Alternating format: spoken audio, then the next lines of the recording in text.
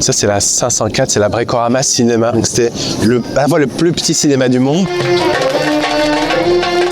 Ça, c'est la classique, la Renault 12 millefeuilles ou Renault 12 cathédrale, et que nos pères chargeaient avant de partir le soir, la plupart du temps. Ils dormaient 1 heure et puis on prenait la route. Et il y avait toujours un hey, est-ce qu'on peut rajouter ça? Et est-ce qu'on peut... Attends, juste une dernière chose. Disons que cette exposition, elle s'est faite presque naturellement. Elle pouvait pas être ailleurs qu'à Marseille parce que c'est le carrefour de la Méditerranée. Et c'est un musée qui est particulièrement précieux parce qu'il est tourné vers la Méditerranée. C'est un lieu de passage, un lieu de traversée. C'était le meilleur moyen de rendre hommage à la fois à ces voitures et à ce patrimoine sociologique, historique. Pendant les années 70, 80, 90, c'est des milliers de familles qui retournaient le temps des vacances au Maroc, en Algérie, en Tunisie. Toute une génération d'immigrés, d'enfants d'immigrés qui renouaient avec leur culture d'origine, avec leurs racines. Et ces va-et-vient, ça a été fondateur pour beaucoup de jeunes maghrébins de France. Je me souviens quand on arrivait sur l'autoroute, dès qu'on voyait des voitures bâchées, des gens qu'on connaissait pas, les gens se klaxonnaient entre eux. D'un coup, on avait le sentiment d'appartenir à une histoire, de faire partie d'une histoire collective. Donc c'était extrêmement vivant, émouvant, joyeux. Ça, c'est la 504, c'est la Bricorama Cinéma. À l'époque, à la campagne, il n'y avait pas de cinéma. Les films étaient projetés dans les voitures. Donc on pouvait monter à 5-6. Et il y avait un petit dispositif dans lequel on pouvait voir des films. Donc c'était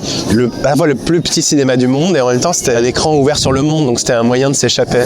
Et c'est une voiture qui rend hommage aux nombreuses familles qui ont disparu, qui ont été non pas englouties par la Méditerranée, mais par la route vers le bled. Aujourd'hui, avec la démocratisation de l'avion, la modernisation des voitures, ces épopées pendant 3-4 jours, ça n'existe quasiment plus. Et donc c'était une façon de rendre hommage à cette génération-là, à ses enfants et puis aussi à ses parents qui vont disparaître. C'est une façon de réinscrire cette histoire dans l'histoire commune, quoi, dans l'histoire de France d'une certaine façon.